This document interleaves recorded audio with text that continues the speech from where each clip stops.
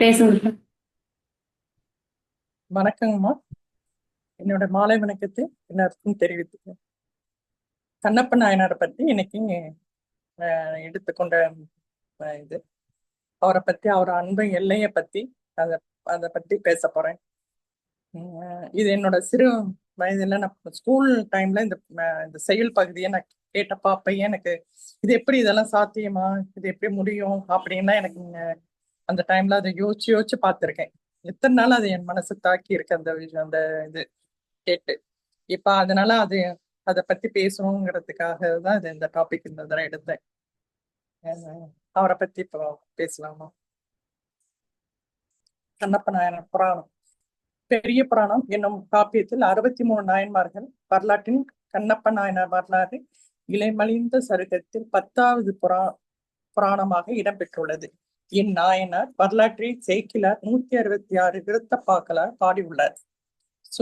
சுந்தரமூர்த்தி சுவாமிகள் களிமலிந்த சீர்நம்பி கண்ணப்பர் என்னும் பட்டினத்தர நாளறி கண்டெடுத்து அப்ப வல்லேன் அல்லேன் என்றும், திருநாவுக்கரசர் திண்ணன் கண்ணப்பன் வேடன் என்று மாணிக்கவாசர் தனது திருவாசகத்தில் திருக்கோத்தன் தும்பி பகுதியில் கண்ணப்பன் ஒப்பதோர் அன்பின்மை கண்டபின் என்னப்பன் என்னையும் ஆட்கொண்டருளினார். கண்ணப்பர் அன்பு நிலை பற்றி எல்லோரும் பேசியுள்ளார்கள். இந்நிலையை அடைய அவர் முற்பிறவில் என்ன தவம் செய்தாரோ என்று நினைக்கும் போதே அவரை பற்றி முற்பிறவியில் அவர் அர்ஜுனனாக அவதாரப்படுவதாக ஒரு செய்தி இருக்கு. அது அர்ஜுனன் அவதாரத்துல அவர் எப்படி இருந்தார் அப்படிங்கிறது அந்த அந்த பிறவியில இருந்து அதை தொடர்ந்து நமக்கு வருங்கிறதுக்கு இவரோட எடுத்துக்காட்டோ இருக்கும்னு நினைக்கிறேன். அர்ஜுனன் மிகப்பெரிய சிவபக்தர் இருந்தார். மகாபாரத போரில் தன்னுடைய மகனின் அபிமன்யை கொன்றவர்களை கொல்லாமல் விட மாட்டேன் என்று சொல்லிக்கொண்டு உணவு உண்ணாமல் சிவபூஜையும் செய்யாமல் கண்ணபிரான் கூட கைலாயத்துக்கு சென்றார். சிவபெருமானிடம் வரம் கேட்பதற்காக செல்கின்றார். அங்கு சென்ற போது ஒரு பன்றி காரணமாக அர்ஜுனன் வேடத்தில் வடிவில் அர்ஜுனனுக்கு வேடம் சிவபெருமான் வேடத்துல வராரு. அவரோட சண்டை போட்டுக்கிறாங்க. 2 பேரும் சண்டை போட்டு இது பண்றாங்க. அப்ப வேடனை பத்தி ரொம்ப அர்ஜுனன் தரக்குறவா பேசுறப்போ ஆனா அவர்கிட்ட வாங்க வந்தது அவரை தன்னோட பையனை கொண்டவங்க பழி வாங்கணும், அவருக்கு ஒரு இது வாங்கணும், பாசுவதற்கனின்ற ஒரு இதை வாங்கணுங்கிறதுக்காக தான் வர்றாரு. ஆனா வந்த இடத்துல சிவனோட அவர் சண்டை போட்டுட்டு அவர் வேட வடிவத்துல இருக்காரு, அவரோட சண்டை போடுறாரு. அதுக்கப்புறம் சண்டை போட்ட பிறகு அவர் சிவன் அவர் காட்சி கொடுக்குறாரு. இப்ப காட்சி கொடுத்த பிறகு அப்ப அவர் தவிர மன்னிப்பு கேட்கிறாங்க. அப்ப சிவன் கேட்கிறாரு, உனக்கு என்ன வேணும், என்ன வர வேணும்னு சொல்லு அப்படின்றாரு. அப்ப உன்னை என்றும் மறவாது உன்னை நினைச்சுக்கிட்டே இருக்கிற மாதிரி ஒரு வரத்தை எனக்கு கொடு அப்படின்னு கேட்கிறார். அவர் என்ன கேட்க வந்தாரோ அதை கேட்கல அவரு.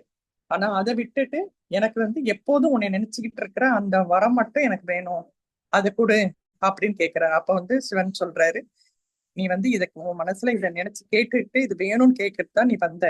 ஆனா நீ அதை கேட்கல. உனக்கு அந்த அடுத்த பிறவியில உனக்கு அந்த அந்த இது உண்டு. ஆனா இப்பிறவியில உனக்கு இப்போ உனக்கு நான் அந்த பாசுவதி கனியா இது உனக்கு கொடுக்குறேன் அப்படின்னு சொல்லிட்டு, நீ வேடனை பத்தி நீ தரக்குறைவா பேசுனதுனால நீ வேடனா உருவெடுத்து இறுதியில் என்னோட என்னை அடைவ, என்னை பத்தி நீ உன்னோட சிந்தனை என்னை பத்தி மட்டும்தான் இருக்கும், நீ என்னை அடைவ அப்படின்னு சொல்றாரு. அந்த அது அது அது காரணமாக தான் அவர் திண்ணனார் கண்ணப்பனாரா உருவெடுத்து வர்றாரு. இப்ப திண்ணனார் அவரோட அவரோட கதையை அவரோட வரலாறை பற்றி இப்ப நம்ம எடுத்துக்கொள்வோம்.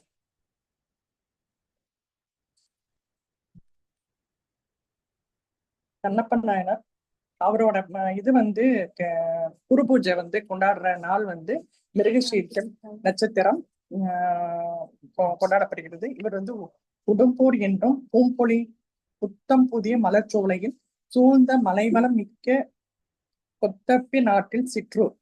இத்தலத்தில் சுற்றி ஓங்கி உயர்ந்த மலைகள் சூழ்ந்திருந்தன. யானை தந்தம் வேலியாக கொண்டது.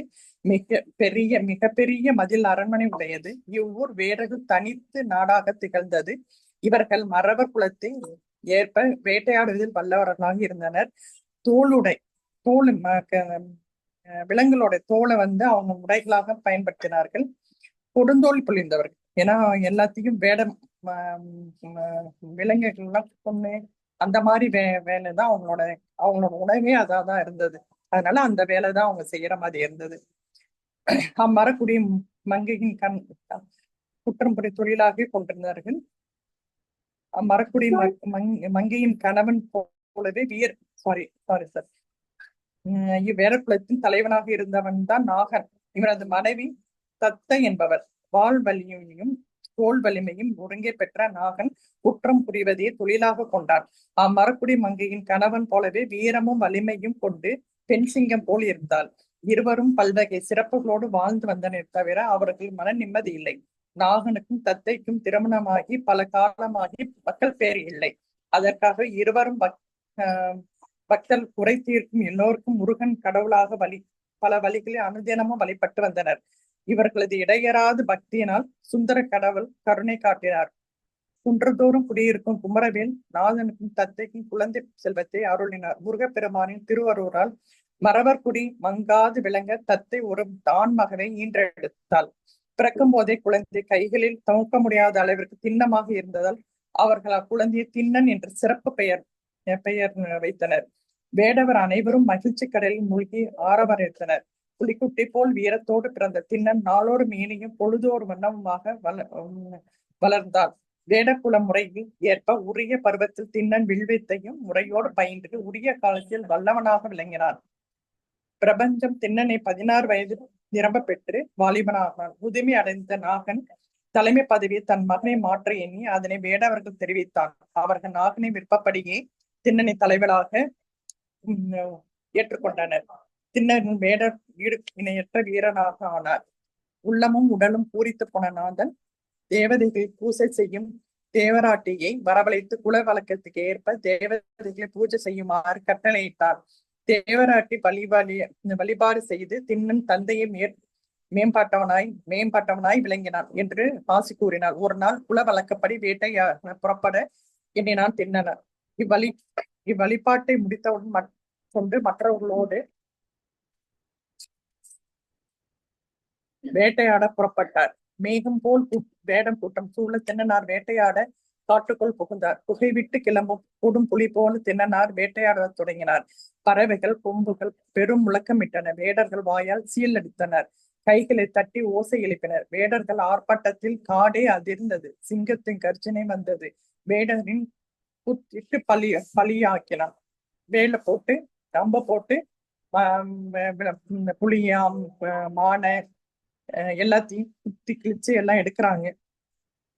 இதுல எல்லாத்துக்கும் வேடர்கள் கூட வந்தவங்க எல்லாத்துக்கும் ரொம்ப சந்தோஷமா இவ்வளோ நம்ம வேட்டையாடி இருக்கோம் அப்படின்னு எல்லாரும் இது பண்றாங்க. அந்த சமயம் திடுக்கிடும் ஒரு நிகழ்ச்சி ஒன்று நடந்தது. வலையில் அறுத்து கொண்டு தப்பி ஓடியது பெரிய பன்றி ஒன்று.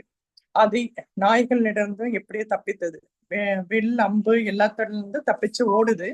அப்போ இவருக்கு திண்ணனாரு அது பின்தொடர்ந்து வேகமா போறாரு.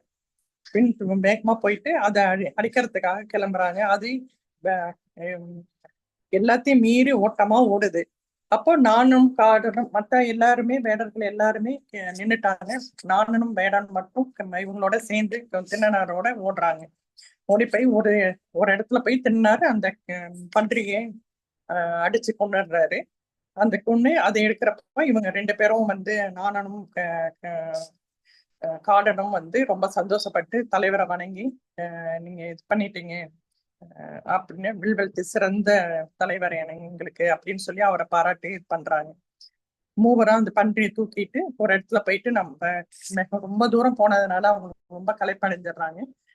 ஒரு இடத்துல எடுத்துட்டு போயிட்டு நம்ம அதை சுட்டு சாப்பிடலாம் அப்படின்னு சொல்லி திண்ணனார் சொல்றாரு. ஆனா அதுக்கு தண்ணி தேவைப்படுமே, நம்ம தண்ணி எடுக்க போகணும் அப்படின்றாங்க. அப்போ வந்து கார்டன் சொல்றாரு, இந்த ஒரு இடத்துல வந்து அந்த தோப்பை தாண்டி நம்ம போனோம்னா ஒரு இடத்துல நீர்நிலை இருக்கு, ஒரு ஆறு ஓடுது, அந்த நாட்டுல போயிட்டு நம்ம தண்ணி எடுத்து குடிச்சிட்டு நம்ம இந்த இது பண்ணலாம் அப்படின்னு சொல்றாங்க. அந்த இடத்த நோக்கி அவங்க போறாங்க. கார்டன் பன்றி தூக்கி கொண்டு திண்ணனாரை வழி நடத்தி சென்றனர். செல்லும் வழியில் திண்ணனார் காலத்தி மலையை கண்டார். திண்ணனார் ஒரு வினாடி அப்படியே அசைவற்று நின்றார். காலத்தி மலையை பார்க்க அவர் மெய் சிலிர்த்தது. எதனாலோ அவர் உடம்புக்கு புது சக்தி பிறந்தது. மலை மீது ஒளிப்பிளம்பு தெரிவது போன்ற பிரமை அவருக்கு ஏற்பட்டது. சற்று நேரம் மெய்மறந்து செய்தது. குன்றின் அழகை பார்த்து கொண்டிருந்த திண்ணனார் செவிகளில் மட்டும் விழும்படியாக மலை மீது 5 தேவ துந்திப்பிகள் கடல் ஒளி போல முழங்க செய்தன. அந்த ஒளி கேட்கும் போது பேரு நான் கேட்கும் பேரு பெறாத நான் செடிகளில் தேனீகளில் தேனடைகள் சூழ்ந்து கொண்டு எழுப்பும் ஓசையை ஒலித்தன. திருமலையில் திருவுள்ளம் பதிந்து போன திருநனார் நானா அக்குன்றத்தில் செல்வோமா என்று உணர்ச்சி மேலிட கேட்டார். ஏதோ சொல்ல முடியாத உணர்ச்சி ஒன்று திண்ணனாரை தடுத்தாட்கொண்டது. போகலாமே, அம்மலையில் நல்ல காட்சிகள் பலவற்றை காணலாம். அத்தோடு அம்மலையில் உள்ள குடுமி தேவரையும் கோவிலில் சென்று அவற்றை கும்பிட்டு வரலாம் என்று நானும் கூறினான். அவன் மொழிகள் கேட்டு திண்ணனார் களிப்படைந்தார். அவர் உடம்பில் பேரின்ப சக்தி பிறந்தது. திண்ணனார் சொல்ல முடியாத அளவிற்கு மகிழ்ச்சி பெருக்கெடுத்தது. மலையை பார்த்து பார்க்க உலகம் பாரம் குறைவது போன்றே புத்துணர்வு திண்ணனாருக்கு ஏற்பட்டது. குடுமி தேவரை காண வேண்டும் என்ற ஆசை பள்ளத்தில் பாய்ந்து வெள்ளம் போல் அவர் உள்ளத்தில் புகுந்து ஓடியது. குடுமி தேவரை கும்பிட வேண்டும் என்ற எண்ணம் அவரது மேலும் விரைந்து செல்ல தூண்டியது. நடந்து சென்று கொண்டிருந்த திண்ணனார் ஆசை மேலிட ஆவல் உந்திட ஓட ஆரம்பித்தார். நாணனும் காடனும் கூடவே விரைந்தனர். சற்று நேரத்தில் மூவரும் பொன்முகில் ஆற்றின் கரையை அடைந்தனர். திண்ணனார் காடனை நோக்கி, காடா, நீ தீமூட்டி பன்றி சுட்டு சாப்பிடுவதற்கு பக்குவமாய் செய்து வை. நாணனும் மலைக்கு போய் வருகின்றோம் என்று கூறினார். திண்ணனாரும் நாணனும் வேகமாக பொன்முகில் ஆற்றை கடந்து மகிழ்ச்சியுடன் திருக்காலத்தி மலைச்சாரலை அடைந்தனர்.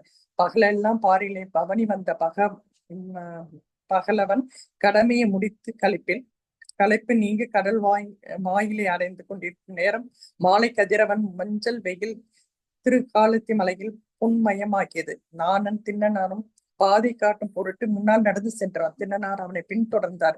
மலையின் மீது படிகள் கடந்து செல்லும் போது உலகம் தத்துவங்கள் என்னும் படிகளை கடப்பது போன்றே ஒரு வித மன உணர்வு பூண்டார். திண்ணனார் வேணிநாதரின் முடி மேலிருந்து வெண்ணிலாவின் தன்மை போல திண்ணனார் நெஞ்சும் குளிர்ந்தது.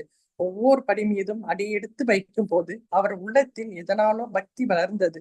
முருகனை போற்றும் திண்ணனார் சிவத்தை சாரும் சிவயோகி போலானார். திண்ணனார் முற்பிறவில் செய்த தவத்தின் பெருக்கம் அவரது உள்ளத்தின் அன்பை பெருக்கியது. ஆண்டவன் மீது ஆறாத காதலை பொங்கி எழ செய்தது. காலத்தி மலையில் உச்சி முழுவதும் பஞ்ச தேவ தும்பதிகள் ஒளியை கேட்க கேட்க ஆசை பொங்கி வழிந்தது. உள்ளம் ஏதோ சொல்ல முடியாத விருப்பத்தை அடைந்தாற்போல் தோன்ற மெய்சிலிர்த்தது. மலை மீதேறி திண்ணனார் அங்கு எழுந்திருந்த குடும்பி தேவரை கண்டார். அவரது வடிவெல்லாம் புலங்கு பொங்கியது. அருள் வழிந்தது. ஆனந்த கண்ணீர் அருவி போல பாய்ந்தது. இது இந்த இடம் எனக்கு இது பண்றப்ப திருக்குறள் ஞாபகம் வந்தது. அன்பிற்கும் உண்டோ அடைக்கும் தான் ஆர்வலர் புண்களின் பூசல் தரும் என்பது போல அவர் கண்ணில் அப்படியே ஆறு போல தண்ணி அப்படியே கண்ணில இருந்து தண்ணி வந்தது அப்படிங்கிற மாதிரி இது பண்ணியிருந்தாங்க. திண்ணனாரின் முகத்திலே புதிய பிரகாசம் ஒன்று ஏற்பட்டது. எம் பெருமான் கருணை கூர்ந்து அருள் நோக்கி அவர் மீது பட்டது. திணற ஒப்பற்ற அன்பு வடிவம் திகழ்ந்து புது பிறவி எடுத்தார் போல் ஆனார். ஞாயிறு தோன்றி நலிந்து இருள் போல் திண்ணனார் நெஞ்சகத்தில் தோன்றிய அருள் அஞ்ஞானத்தை அறவே நீக்கியது. ஞானத்தை ஊட்டியது. சிவகுழுந்தை அப்படியே பார்த்து கொண்டிருந்தார். அன்பினாலும் பெருவகையினால் ஈர்த்து பெற்ற திண்ணனார் ஆசை பொங்க மேலிட அருள் வடிவமான அம்மையப்பனை கட்டி தழுவினார். முத்தமாறி பொழிந்தார். பன்முறை வீழ்ந்து வீழ்ந்து வணங்கி எழுந்தார். இரு இரண்டும் அருவி போல ஆனந்த நீரை சிந்தினார். திண்ணனார் மது உண்ட வண்டு போல ஆனார். அவரது மொழி குளறியது. உடல் குளிர்ந்தது. உள்ளம் பேருவகை எய்தது. திண்ணனார் அன்பே உருவானார். அகில உலகத்தையும் மறந்தார். சிலை போல ஆனார். சற்று நேரத்தில் மீண்டும் நினைவு பெற்றார். இந்த ஏழை இவர் அகப்பட்டார். இப்பிறவி நான் பெற்ற பேற்றை வேறு எவரும் பெற்றிருக்க முடியாது என்று உணர்ச்சி பொங்கு கூறினார் திண்ணனார். எல்லையில ஆனந்த பெருக்கில் கூத்தாடினார். இறைவனை சுற்றி சுற்றி வலம் வந்து நெற்றி சிவக்க நிலத்தின் வீழ்ந்து சிவலிங்கத்தை வணங்கினார். திண்ணனாரின் மனதில் திடீரென்று ஒரு கலக்கம் குடிபுகுந்தது. அவர் பிஞ்சு மனத்திலே ஒரு கேள்வி பிறந்தது. கரடியும் வேங்கையும் கடும் புலிகளும் வாழும் இக்கொடிய கானகத்தில் குடிமி தேவர் துணை எதுவுமின்றி தனித்து இருக்கிறாரே, வனவிலங்குகள் வந்து என் பிராணிக்கு ஏதாவது துன்பத்தை கொடுத்து விட்டால் என்ன செய்வது? எதனால் அக்கொடுமையை கண்டு கொண்டு எப்படி பொறுமையாக இருக்க முடியும்? இப்படி தமக்குள் எண்ணி பார்த்த திண்ணனார் தாங்க முடியாத வேதனையில் விம்மி விம்மி அழத் தொடங்கினார். அவரது கையில் இருந்த வில் தானாக நழுவி கீழே விழுந்தது. அப்பொழுது திண்ணனார் இறைவனின் திருமேனிய பச்சிலையும் நீரும் இருப்பதை பார்த்து, என் ஐயனை இப்படியெல்லாம் செய்தவர் யாராக இருக்கலாம் என்று தமக்குள்ளே கேட்டுக்கொண்டார். உண்மை அறிய விரும்பி திண்ணனார் இதே கேள்வியை நாணனிடம் கேட்டார். நாணன் திண்ணனார் நோக்கி, தலைவா, இதையெல்லாம் யாருடைய வேலை என்பது நான் நன்றாக அறிவேன். முன்னொரு முறை நான் உங்கள் தந்தையுடன் இக்கோயிலுக்கு வந்திருந்தேன். அந்த சமயத்தில் பார்ப்பன் ஒருவர் இக்குடுமி தேவருக்கு பச்சிலை இட்டு நீரை வார்த்து செல்வதை கண்டேன். இன்றும் அவர்தான் இவ்வாறு செய்திருக்க வேண்டும் என்றார். நான் கூறியதை கேட்ட திண்ணனார், இவ்வாறு செய்வதற்கு குடுமி தேவருக்கு மகிழ்ச்சி தரக்கூடிய செய்கையாக ஆகும் என்பதை உணர்ந்தார். தாமும் அவற்றை கடைபிடித்து அவ்வழியில் செல்ல முடிவு கட்டினார். ஏன் நானா? அப்படின்னா என்றால், நாம் அன்போடு எது செய்தாலும் இறைவன் ஏற்றுக்கொள்வார் போல் இருக்கிறதே. ஒன்றும் அறியாது பாலகனை போல் கேட்டார். திடீரென திண்ணனாருக்கு தாம் இறைவனுக்கு பட்டினி போட்டு விட்டோமோ என்ற ஐயமும் எழுந்தது. உண்மையிலேயே இறைவன் பசியுடன் தான் இருப்பார் என்று முடிவிற்கு வந்த திண்ணனார் குடுமி தேவருக்கு, என் இறைவா, நீர் இந்த தனியாக அல்லவா இருக்கிறீர். உமக்கு பன்றி இறைச்சியை குளிர்ந்த தண்ணீரும் கொடுப்பவர் யார் என்ற புலப்பம் தொடங்கினார். உடனே விரைந்து சென்று இறைவனுக்கு இறைச்சி தண்ணீரும் கொண்டு வரும் நோக்கோடு முன்னால் 2 அடி எடுத்து வைத்தார். சற்றென்று எதுவும் மனதில் எண்ணியவாறு ஓடி வந்து இறைவனை கட்டி தழுவி கொண்டார். இந்த இடத்தை விட்டு பிரிந்து நான் எங்கு போக மாட்டேன். ஒரு அடி கூட நான் நகர மாட்டேன். என் ஐயனை பிரிந்திருக்கவே முடியாது என்று கூறியவாறு இறைவனை விடாது அணைத்தபடி இருந்தார். இந்த இடத்தை விட்டு போகவே அப்பொழுது அவருக்கு மனம் வரவில்லை. அப்படியே சென்றாலும் சற்று அடி எடுத்து வைப்பார், மீண்டும் வருவார். சிவங்களின் திருமேனியை தழுவுவார், உச்சி முகந்து நிற்பார், பேரன்போடு திரும்ப திரும்ப நிற்பார். மீண்டும் மூடி சென்று இறைவனை கட்டி தழுவி கொள்வார். இறைவனை கட்டி தழுவி குழந்தை போல் கொஞ்சி குழாவுவார். தாய் பசுவை விட்டு பிரிந்து முடியாமல் துடிக்கும் கன்று போல் திண்ணனார் குடுமி தேவரை விட்டு பிரிய முடியாமல் மனம் மாடினார். சூரிய பெருமானை நினைத்து புலம்பி புலம்பி கலங்கி நின்றார் திண்ணனார். பித்தனாகவே மாறிவிட்டார். இறுதியில் எப்படியோ மனதை ஒருவாறு தேற்றிக்கொண்டு வில்லை கையில் எடுத்துக்கொண்டு புறப்பட்டார். இறைவனை திரும்பி திரும்பி பார்த்து கொண்டே வழி நடந்தார். திண்ணனாரின் ஒவ்வொரு செயலையும் பார்த்து கொண்டே இருந்த நானன் இவருக்கு பைத்தியம் பிடித்து விட்டது போல என்ற மனதில் நினைத்தவாறு திண்ணனார் பின் தொடர்ந்து சென்றார். திண்ணனார் பற்றற்ற பரம் ஞானை போல் நடந்து கொண்டார். அவரது கால்கள் நடந்து கொண்டிருந்தது தவிர அவரது எண்ணமெல்லாம் கால மலை கோயில் மீதே இருந்தது. பொன்முகில் ஆற்றை கடந்து காடன் எதிரில் வந்து நின்றது கூட அவருக்கு உணர்வுக்கு அப்பாற்பட்ட செய்காய் இருந்தது. அந்த அளவிற்கு அம்பலத்தாரின் அருளின் கயிற்றினால் பிணைக்கப்பட்டிருந்தார் திண்ணனார். திண்ணனாரை பார்த்த காடன் அன்போடு தலைவனை எதிரில் வந்து தொழுதான். நானன் அவனிடம், குடுமி தேவரே, தம் தலைவரை உடும்பிப்படியாக அல்லவா பிடித்து கொண்டு விட்டார். இப்போது இங்கு வந்திருக்கிறது கூட வீட்டிற்கு போவதற்காக அல்ல. குடுமி தேவர் பன்றி இறைச்சி குடும்பி தேவருக்கு பன்றி இறைச்சியை பக்குவப்படுத்தி கொண்டு போவதற்காக தான். தெய்வம் மயக்கம் தலைக்கேறி குடும்பி தேவரோடு ஐக்கியமாகிவிட்டார் என்று கூறுகிறார். நான் மொழிந்ததை கேட்ட காடன் நிலை குலைந்தான். நமக்கெல்லாம் தலைவனாக இருக்க இவர் எதனால் இப்படி மாறிவிட்டார் என்று தனக்குள் வேதனையோடு கேட்டுக்கொண்டார். நாணனும் காடனும் திண்ணனார் நாட்டிற்கு புறப்படலாம் என்று பல தடவை கேட்டார். திண்ணனார் மௌனமாக இருந்தார். இறைவன் அருள் வெள்ளத்தில் மூழ்கி திண்ணனார் இவரது கூற்றையெல்லாம் சற்றும் செவி சாய்க்கு கேட்காது இறைச்சியை பக்குவப்படுத்தி வைதையே தமது முழு கவனத்தையும் செலுத்தினார். அன்பினால் பன்றியை கிழித்து இறைச்சியை துண்டு துண்டாக வெட்டினார். அவற்றை நெருக்கமாக அம்பில் கோர்த்து நெருப்பிலே நன்றாக காய்ச்சி தக்கப்படி பக்குவமாக சமைத்தார். அவற்றில் வாயில் இட்டு சுவைத்து பார்த்தார். வாய்க்கு சுவையாக இருந்த நல்ல இறைச்சி துண்டுகளை எல்லாம் தேக்கிலையில் செய்த தொன்னையில் எடுத்து கொண்டார். திண்டையனாரின் இச்செய்கையை எல்லாம் பார்த்து கொண்டே இருந்த காடனும் நாணனும் என்ன செய்வதென்றே புரியவில்லை. நாணனும் தேவராட்டியை அழைத்து வந்து தக்க முடிவை காணலாம் என்ற எண்ணத்தோடு திண்ணனாரிடம் கூட கூறி புறப்பட்டார். கண்ணிருந்தும் புறனாக காதியிருந்தும் செவிடனாக இறைவன் அன்பு மயக்கத்தில் ஐம்புலங்களும் ஒருமைப்படுத்தி தம்மை மறந்திருந்த திண்ணனார் இவர்கள் பேச்சில் கவனிக்கவில்லை. இவர்கள் சென்றதை கவனிக்கவில்லை. திண்ணனார் தொன்னையில் பன்றி இறைச்சியும் நிரப்பி கொண்டிருந்தார். இறைவனின் நீராட்டு பொன்முகில் நீரை வாயில் நிறுத்தினர். இந்த இடத்துல ஒரு நேற்று அம்மா சொன்னது, கூடஸ்தன் ஞான நிஞ்சான திருப்தாத்மா கூடஸ்தோ விஜயதேந்திரிய. அந்த இப்ப இதை நான் எழுதி போன மாசமே நான் எழுதி இதை வச்சுட்டேன். ஆனா நேற்று இன்னைக்கு காலையில நான் இது படிக்கிறப்போ உசாமா இது சொன்னது நேத்து நம்ம கீதையில படிச்சது இது ஞாபகம் வந்துச்சு. இந்த இந்த ஒரு வார்த்தை கூட தன்னை மறந்து எதையும் இல்லாம நினைச்சு சடமா இருக்கிற அந்த நிலைய வந்து கண்ணனார் அந்த இந்த இடத்துல எனக்கு அந்த ஞாபகம் வந்தது. அது சொல்லிக்க விருப்பப்படுறேன். திண்ணனார் பன்றி இறைச்சியை நிரப்பிக் கொண்டார். இறைவனை நீராட்டி பொன் முகில் நீரை வாயில் நிறைய முகர்ந்து கொண்டார். பூசிப்பதற்கு தேவையான நறுமலர்களை கால்களையும் பறித்து வந்து தலை மீது ஏற்றிக்கொண்டார். ஒரு கையில் வில், மற்றொரு கையில் ஆற்று நீர், தலையில் மலர்கள், இதயத்தில் இறைவனை பற்றி சிந்தை. இப்படியாக சிவ வழிபாட்டை புறப்பட்ட திண்ணனார் காளஹஸ்தி மலையை நோக்கி வேகமாக ஓடினார். சிவலிங்க பெருமானின் திருச்சன்னதியை அடைந்தார்.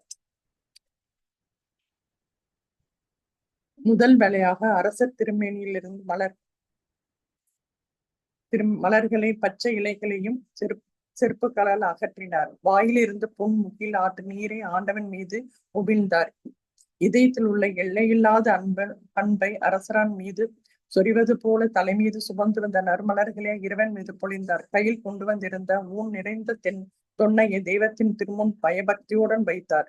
தேவர் பூத கணங்களும் முனிவர்களும் போற்றி வணங்கும் மறைமுதல்வன் உன்னால் வைத்து இறைச்சியை திரும் அமுதாட்டும் சித்தம் கொண்டார். திண்ணனார் ஐயனே, இந்த இறைச்சியை அன்பில் கோர்த்து நன்றாக நெருப்பில் இட்டு பக்குவமாக சமைத்துள்ளேன். அதிலும் நானே நாவில் சுவைத்து பார்த்து வைத்துள்ள இறைச்சி மட்டுமே தங்களுக்கு கொண்டு வந்துள்ளேன். எம் பெருமானே, இந்த ஏழையின் ஆசையை பூர்த்தி செய்து திருமமுது செய்து அருள வேண்டும் என்று மொழிந்தவாறே ஊனை இறைவனுக்கு அன்போடு ஊட்டத் தொடங்கினார். திண்ணனார் உலகமெங்கும் காக்கும் அரசன் தனது ஆட்சியை தொடங்கினார். திண்ணனாருக்கு பயம் ஏற்பட்ட பயமோ தம்மை பற்றி அல்ல, தன் அன்பு அனுப்பிலே அழுந்தி நிற்கும் இறைவனை பற்றிதான். இரவில் வனவிலங்குகள் எழுந்து இறைவனை துன்புறுத்த கூடுமோ என்ற பயத்தில் கலங்கிய திண்ணனார் செவ்விய அம்பை தாங்கி திருக்கையில் வில்லையை தாங்கி காளஹஸ்தம்பரின் அருளின் அருகிலேயே அசையாமல் இரவெல்லாம் கண் இமைக்காமல் நேசமுற்று காவல் காத்து நின்றார். மூங்கில்கள் சொரியும் முத்துக்களின் ஒளியாலும் பாம்புகள் உமிழ்ந்த சிவந்த மாணிக்கற்கள் பேரொழியாலும் ஒளி வீசும் சோதி மரங்கள் விளக்கத்தாலும் குரங்குகள் பொதும்பிகள் அவைக்கு விளங்கும் வைத்து மணி விளக்குகளும் ஒளியினாலும் ஐம்புலங்கள் அடக்கிய முனிவர்களால் எழும் அரிய பெரிய ஜோதி மயக்கத்தாலும் எங்கும் ஒளிச்சுடர் படர்ந்த வண்ணமாக இருந்தன. இருள் புலர்ந்தது. புள்ளினங்கள் ஆர்த்தன. வேள்விகள் சாலைகள் அந்தணர்கள் வேத பாராயணம் ஒழித்தன. ஆலயத்தில் காலை முரசம் முழங்கின. செங்கதிரோன் உணதிசை எழுந்து தனது விரி கதிர்கள் பாரியிலே பரப்பின. அவனது செம்மையான கதிர்கள் திண்ணனார் மீது பட்டன. உறங்காமல் காவல் புரிந்த பக்தி சம்மன் இறைவன் பார்த்து பெருமகிழ்ச்சி கொண்டார். அப்பொழுது அவரது மனதில் இறைவனுக்கு திரும்பவும் பசி எடுக்குமே, அதற்கு விருந்து சென்று இறைச்சியை கொண்டு வர வேண்டும் என்று எண்ணினார். வேகமாக புறப்பட்டார்.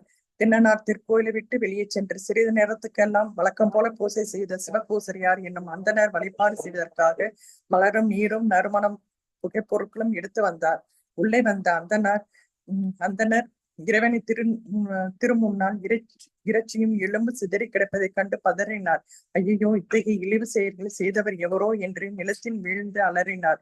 செயற்கையாக திகைத்தார், கலங்கினார். வேடர் குலத்தவர் இத்தகைய கூடிய பாதகத்தை செயல்களை செய்திருக்க வேண்டும் என்ற மனதில் எண்ணியவாறு அந்த இடத்தை சுத்தம் செய்தார்.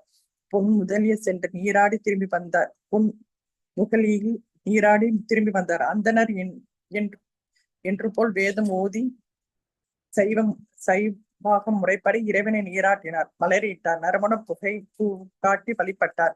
மனவேதனைகளோடு தமது வீட்டிற்கு திரும்பினார்.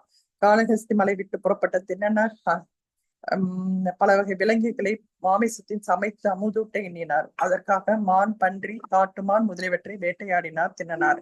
அதன் பிறகு முந்தைய நாள் போல் அவற்றை குச்சியில் கோர்த்து தீயிட்டு வதக்கி எடுத்தார். சுவைத்து பார்த்தார். தொன்னை நிறைந்த நீரை சேர்த்து கொண்டார். தொன்னையில் நிறைய சேர்த்து கொண்டார். தேன் அடைய பிரித்து ஊனோட கலந்து தலையில் மலர்களை வாயில் நீரையும் எடுத்துக்கொண்டு காலத்தப்பருக்கு பசியை போக்க புறப்பட்டார் திண்ணனார். ஆலயத்தை அடைந்த திண்ணனார் இறைவன் முன்னால் பச்சிலையும் தண்ணீரும் இருப்பதைக் கண்டு திகைத்தார். முன்போலவே அவற்றை செருப்பு கால்களால் சுத்தம் செய்தார். வாயில் இருந்த தண்ணீரை உமிழ்ந்து இறைவனுக்கு திருமஞ்சனம் நீராட்டினார். தலையிருந்த மலர்களை உதிர்த்து அர்ச்சனை புரிந்தார். அன்போடு அமுது ஊட்டி உள்ள மகிழ்ந்தார். இப்படியாக தினமும் திண்ணனாரும் சிவகோசியாரும் மாறி மாறி சிவபூஜை செய்து வரலானார்கள். திண்ணனாரின் ஊன் அமுதம் அன்பும் கலந்த பூசையும் சிவகோசியாரின் சிவமாக முறையில் வழிபாடு நாள்தோறும் இடைவிடாமல் வண்ணமாகவே நடந்த வண்ணமாகவே இருந்தது. இதற்குள் நாணனும் காடனும் ஊருக்கு திரும்பிய நாகனிடம் திண்ணனார் நிலையை பற்றி விளக்கம் கூறினார். நாகன் அரவம் தீண்டினார் போல் துடித்தார். மகன் ஏதோ ஆபத்தில் இருந்துவிட்டது என்று அஞ்சி நடுங்கினார். நாகன்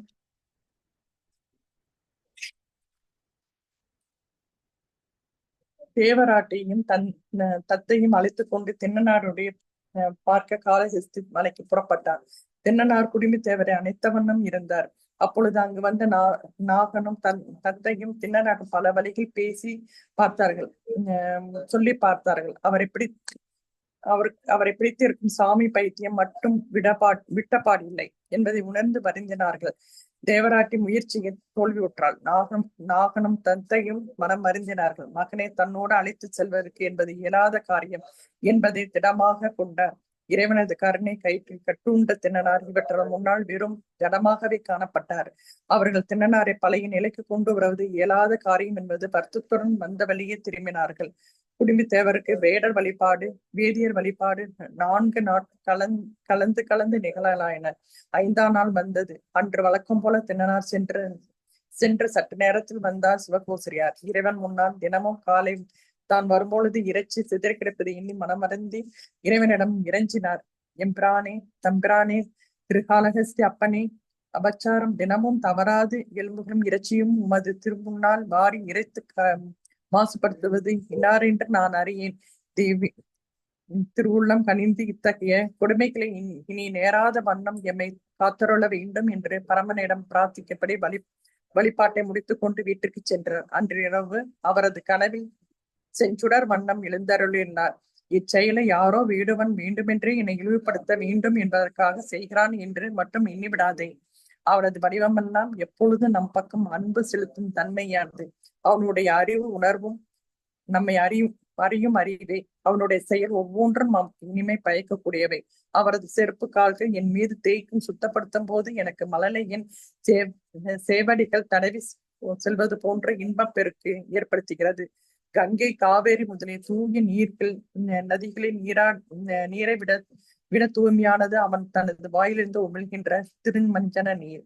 அவனது முடியிலிருந்து விழும் நறுமலர்கள் அவன் என் மீது கொண்டுள்ள உயிருக்கு உயிரான அன்பு மலர்ந்தது நம் மீது நழுவி விழுவதை போலாகும். அம்மலர்கள் தேவாதையர்கள் இடும் பாரிஜாத மலர்களை கூட ஒவ்வாது.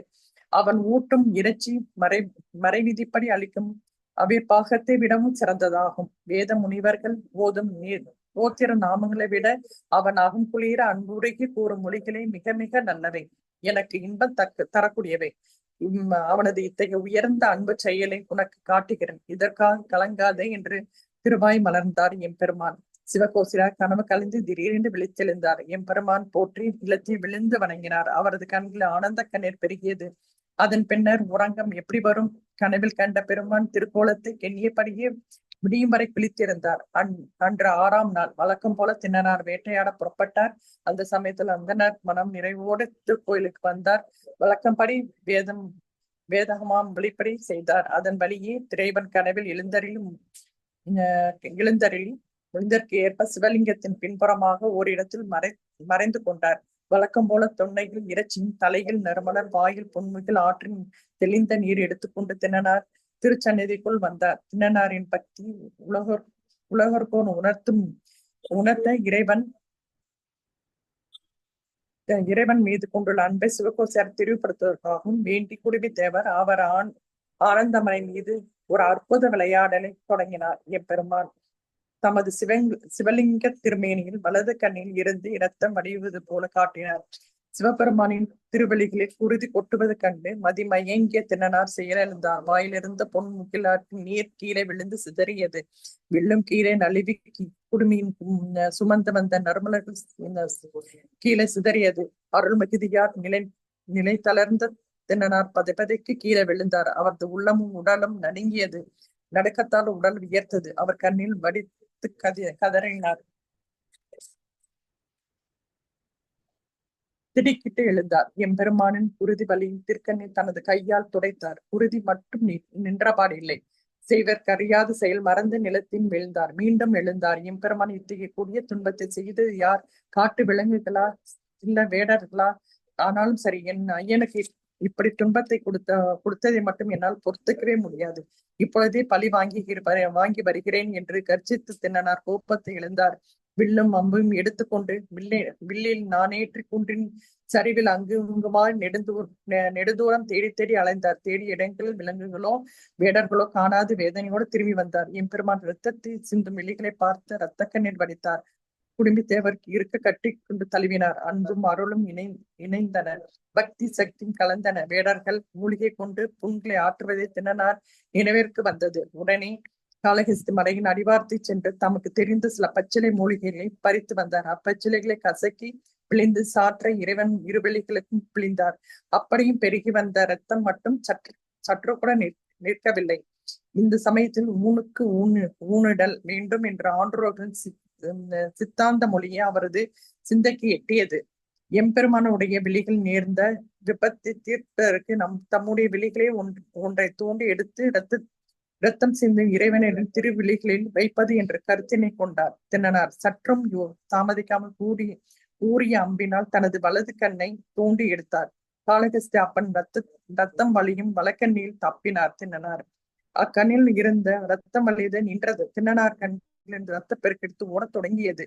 அவர் அதை சற்றும் பொருட்படுத்தவில்லை. வேதனை பற்றி சற்று கூட எண்ணி கதறவில்லை. தாம் தக்க சிந்தனையோடு செய்த செயல் பரமனின் கண்களிலிருந்து குணப்படுத்தி விட்டதே என்ற களிப்பில் மலையை ஒத்த தமது தோள்களை தட்டி கொண்டு ஆனந்த கூத்தாடினார். தின்னனாரின் தெளிந்த பேரன்பின் பெருக்கினை மேலும் சோதிக்க தொடங்கினார் சிவனார். தனது இடக்கண்ணிலிருந்து ரத்தம் வலியுமாறு செய்தார். ஆனந்த கூத்தாடியை கழித்த நின்ற தின்னனார் இறைவனின் இடது கண் இரத்தமும் பெருகி வருவதைக் கண்டு அப்படியே அசைவற்று நின்றார். கண்ணுக்கு கை கண்ட மருந்தை கண்ட பின் தின்னனார் எதற்கு கண்ட மூலிகைகளை பச்சிலைகளையும் தேடி அலைய போகிறார்? அக்கண்ணிலிருந்து வரும் இரத்தத்தை தடுத்து நிறுத்த அப்பொழுதே தனது மறுக்கண்ணையும் அப்பினால் தூண்டி எடுத்து அப்புவது என்று முடிவெடுத்து வந்தார். மறுக்கண்ணை எடுத்து விட்டால் இறைவனை கண் இருக்கும் இடத்தை தெரியாமல் போய்விடுமே என்று நினைத்து தமது காலை இறைவன் குருதி கொட்டும் இடது கண்ணருகே பலமாக ஊன்றி கொண்டார்.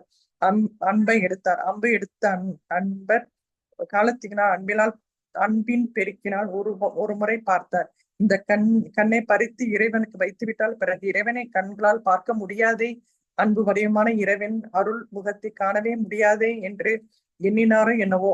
இறைவனை பார்த்து கொண்டிருந்தார். பார்த்து மனம் உருகினார். இனிமேல் என்றும் எப்பொழுதும் ஞான கண்களால் இறைவனை கண்டு கழிக்கப் போகும் தின்னனார் தனது ஊன் கண்ணை பற்றி கவலைப்படவில்லை. அன்பை எடுத்தார். இடது கண்ணின் ஊன்றிய கண்ணை தோண்ட போனார். இதற்கு மேல் காளஹஸ்தி தனது அன்பு தொண்டரை துன்புறுத்த விரும்பவில்லை. அருள் வல்லர் தின்னனாரின் அன்பின் அடிமையானார். அன்பர்களை காக்கும் அம்பகத்து அரசன், கருணை கடலான சந்திர காலத்தரசன், வேத முதல்வன் தின்னனாரை தடுத்தான் கொண்டார். எம்பெருமான் தனது திருக்கையால் தின்னனார் கரத்தை பற்றினார். நிற்க கண்ணப்பா, அன்புருவே நிற்க என்று தனது அமுத வாக்கால் திருவாய் மலர்ந்தார், அருளினார். எம்பெருமான் தேவர்கள் மலர் மாறி பொழிந்தனர். ஆலயம் எங்கும் புத்துளிர் பிறந்தது. வேதம் முழங்கின. தின்னனார் இறைவனின் அருளின் அன்பு வடிவமாய் பேரின்பம் பெருக்கெடுத்து நின்று கொண்டிருந்தார். இந்நிகழ்ச்சி அனைத்தையும் மறைந்திருந்து பார்த்து கொண்டிருந்த சிவகோசிரியார் தின்னனார் பக்தியை தலைவணங்கினார். இறைவன் திருவருளால் தின்னனார் இழந்த கண்ணை பெற்றார். கண் பெற்றதோடு கண்ணப்பர் என்ற திருநாமத்தையும் பெற்றார். கண்ணப்பரின் உண்மையான பக்தியும் இறைவன் திருவருளும் எண்ணி பார்த்த அந்தனர் ஆயுள் எல்லாம் அரசனார் வழிபட்டேன். என்னால் அவரது அருளை பெற முடியவில்லை. 6 நாள் பூஜையிலே ஆண்டவன் அருகிலே இருக்கிறார். இன்ப பேற்றினை பெற்றார் இத்தனார். அதற்கு காரணம் வெறும் பூஜை மட்டுமல்ல, உண்மையான அன்பே சிவமானார். அன்பில்லாது வழிபட்டால் ஒரு காரியமும் நடக்காது. இறைவனின் அருளை பெற முடியாது. இம்மையும் யாம் முந்தி பெற இனிமேல் காளகஸ்தின அப்பனோடு கண்ணப்பரையும் சேர்த்து வழிபடுவதே சிறந்தது என்று உறுதி பூண்டார் வேதியர். நிலத்தில் வீழ்ந்து வணங்கினார். அருந்தவ கிட்டாத உறுதி இனிமேல் காளகஸ்தியோடு கண்ணப்பரையும் சேர்ந்து வழிபடுவதே சிறந்தது என்று உறுதி பூண்டார் வேதியர். நிலத்தில் வீழ்ந்து வணங்கினார். பரம்பொருளாகி எம்பெருமான் திருவாய் மலர்ந்து ஒப்புயரட்ட கண்ணப்பா, நீ எனது வலப்பக்கத்தில் எப்பொழுது இருப்பாயாக என்று திருவருள் புரிந்தார் திணனார். கண்ணப்பன் ஆனார். கண்ணப்பர் பரமனுக்கு கண்ணொடுத்த பக்தி கண்ணனாக விளங்கினார். இதை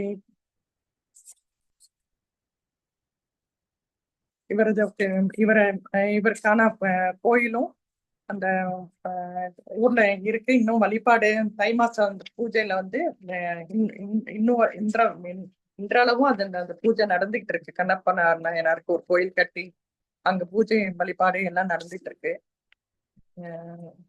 இத படிக்கிறப்போ மனசுக்கு இதுக்கு ரொம்ப நிறைவா இதா இருக்கு. தேங்க்யூமா. தேங்க்யூ கவிதாம்மா.